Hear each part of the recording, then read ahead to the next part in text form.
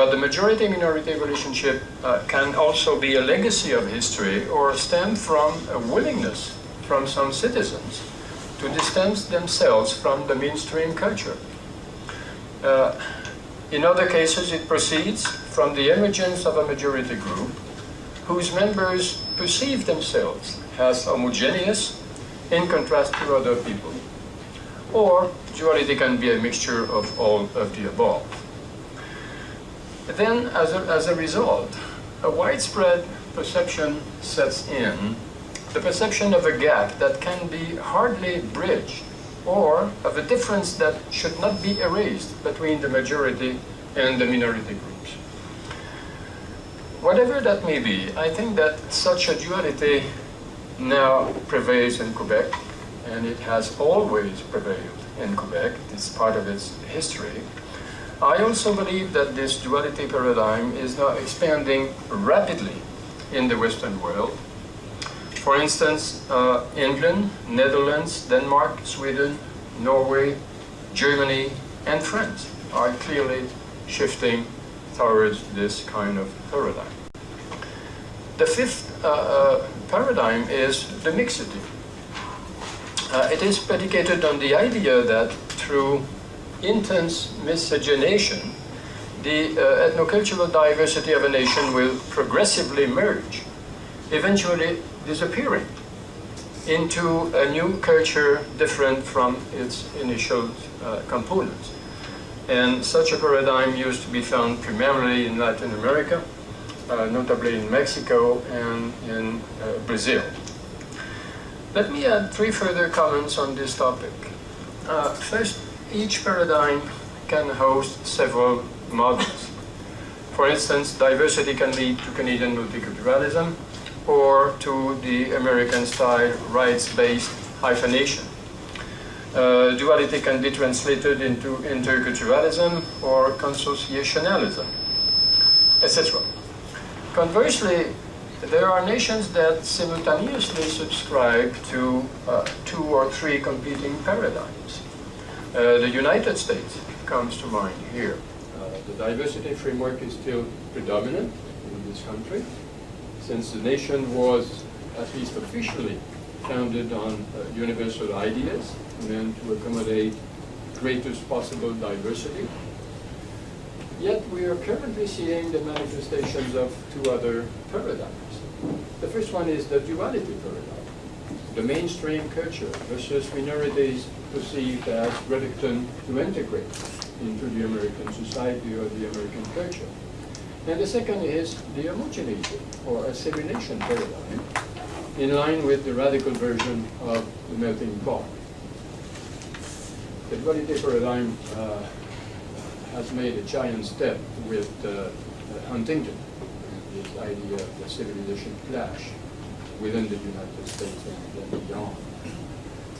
In the same vein, Brazil is also a case in point to the degree that the dominant framework of racial mixing, supported by the powerful myth of racial democracy, makes room for the diversity as well as the homogeneity paradigms. This is quite fascinating in Brazil. And this leads to my third comment. Paradigms are the result of a collective choice. There is no determinism here. And I would even say that there is no relationship between the fabric of a nation in terms of ethnicity or the degree of homogeneity and so forth, and the paradigms legislation is going to choose to see itself, and to govern itself. It's quite a very interesting phenomenon. So this is a choice. We know of many nations or societies that have shifted their paradigms in the recent past, over the last decades. Canada is one example, from 1960, going from homogeneity to diversity. Quebec is another example at the same time, in parallel, going from homogeneity to duality. Australia is another example, quite at the same time, going from homogeneity, assimilation, and diversity, and so forth. Not many nations unanimously rally behind one only paradigm. Usually this is a matter of debate and the prevailing formula must cope with competing narrative alternatives, like I said about the United States. Against this backdrop, I will now address Quebec interculturalism. It is well known that Canadian multiculturalism has been rejected in 1971 by the Quebec government, and then under the leadership of a federalist party, not a sovereignist or a nationalist. So Quebec set out to develop its own model, now called interculturalism. Une très courte définition pourrait s'énoncer comme suit.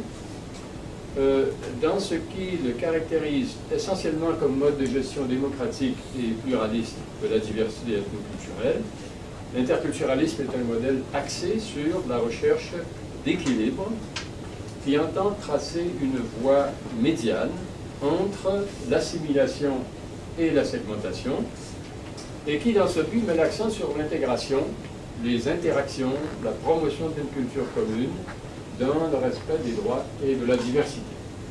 Ça vous paraît assez long, mais pour moi, c'est la formule commune. C'est une définition qui se décline essentiellement dans les 9 points suivants que je vais énumérer brièvement. Premièrement, en accord avec les exigences du pluralisme, l'interculturalisme se veut respectueux des droits des personnes ainsi que de la diversité.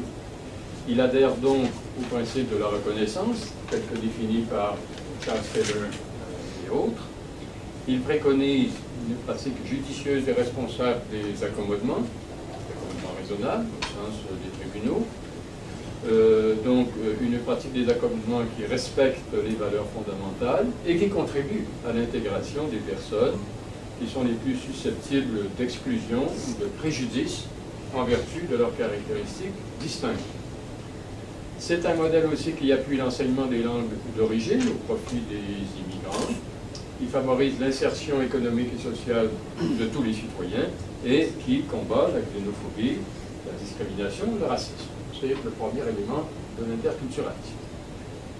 Ce n'est pas celui qui lui est le plus spécifique, bien sûr, parce que je crois que tous les modèles pluralistes aujourd'hui sont commis à la défense de ces mêmes principes-là, qui font partie du pluralisme. Le deuxième élément, l'interculturalisme québécois s'enracine dans le paradigme de la dualité, structuré par un rapport entre la majorité francophone et diverses minorités. Ce qui est important de noter, c'est que l'interculturalisme ne crée pas cette dualité et qu'il ne la favorise pas. Il en prend simplement acte parce qu'elle existe. Et l'interculturalisme a pour objectif d'arbitrer cette dualité, c'est-à-dire de redresser les torts qu'une majorité peut causer à des minorités, d'éviter que cette dualité ne glisse vers des formes de domination et d'ethnicisme, et enfin, il vise à réduire, à atténuer autant que possible la dualité, de même que le clivage eux-nous qu'elle tente à engendrer. Troisièmement, l'interculturalisme reconnaît l'existence du fait et la légitimité d'une majorité culturelle et de minorités, et il vise à s'assurer à chacune un avenir, si telle est la volonté de leurs membres. Dans la mesure où la majorité francophone est elle-même une minorité, je crois qu'elle a droit au même type de reconnaissance que les autres minorités qui appartiennent à cette nation, en tenant compte bien sûr du fait qu'elle est également une majorité. Donc on ne peut pas la traiter uniquement comme une minorité. Quatrièmement, l'interculturalisme octroie une grande importance à l'intégration, comme je l'ai dit. C'est une disposition qui s'accorde avec la réalité, avec la situation et les contraintes de la société québécoise comme nation francophone, et qui se trouve en Amérique du Nord devant des facteurs d'adversité qui sont une source de vulnérabilité et qui nourrissent depuis longtemps un sentiment d'insécurité. Le sentiment d'être une minorité fragile, menacée, c'est une sorte d'invariant dans l'histoire du Québec francophone. Alors il y a des moments dans cette histoire où ce sentiment-là devient plus intense, il y en a d'autres où il se calme, mais il est toujours là, et franchement, autant qu'on puisse voir aujourd'hui, on ne voit pas qu'il disparaisse à court terme. c'est un invariant de l'histoire du Québec francophone.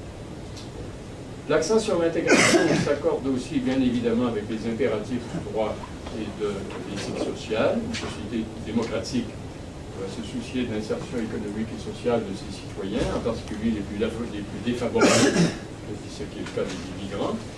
Et elle doit aussi stimuler, auprès de tous, la participation à la vie civique et politique. Cinquième élément. L'interculturalisme favorise donc les interactions, les rapprochements, les échanges, les initiatives conjointes, à la fois pour mieux servir l'objectif d'intégration et aussi pour contrer les stéréotypes dont se nourrissent la discrimination et l'exclusion. Et il importe tout particulièrement de faire en sorte que ces échanges contribuent à rapprocher non seulement les membres de minorités entre eux, mais aussi les membres de la majorité et les membres des minorités. Sixième élément, comme vecteur des interactions, et plus largement comme soutien de la nation québécoise entendue au sens d'une communauté civique et politique, l'interculturalisme québécois appuie la reconnaissance du français comme langue officielle et comme dénominateur commun de la culture québécoise. C'est une disposition qui est hautement prioritaire au Québec. Le français se voit ainsi établi dans une fonction citoyenne, ce qui n'empêche évidemment pas que les Québécois de toutes origines puissent se l'approprier à des fins identitaires. Mais cela relève du choix de chacun. Septième élément, dans le même esprit, l'interculturalisme préconise aussi la formation d'une culture commune. Une culture commune qui se nourrit des valeurs et des règles officielles de la société, celles qui sont inscrites dans les lois, dans les chartes, dans les rituels de l'État, de ses institutions, mais une culture qui puise également, au gré des interactions favorisées par l'interculturalisme, une culture qui puise également dans les expériences de la vie quotidienne, dans la dynamique des échanges, dans le brassage des traditions, des croyances, des identités et des visions du monde. Définie de cette façon, la culture commune remplit 4 fonctions. D'abord, elle sert l'intégration en étant un point de soudure de la diversité.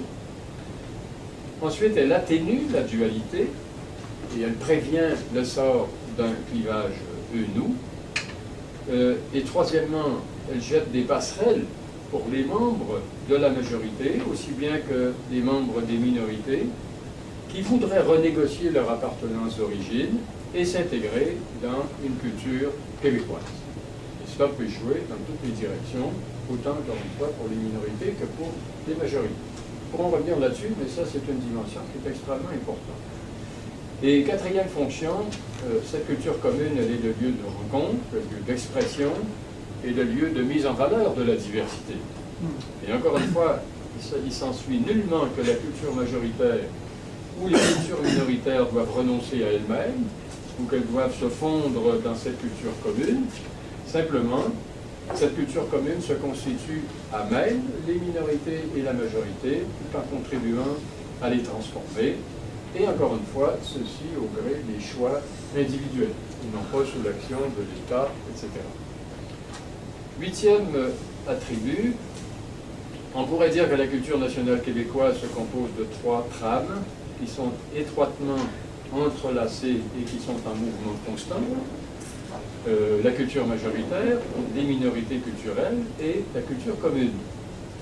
Maintenant, je propose cet énoncé en entourant de toutes les nuances qui s'imposent. Il est évident que ces 3 trames comprennent des noyaux durs, mais on y trouve aussi beaucoup de fluidité, beaucoup d'interpénétration, beaucoup de demi-teinte, beaucoup de ce que plusieurs auteurs appellent le bricolage identitaire.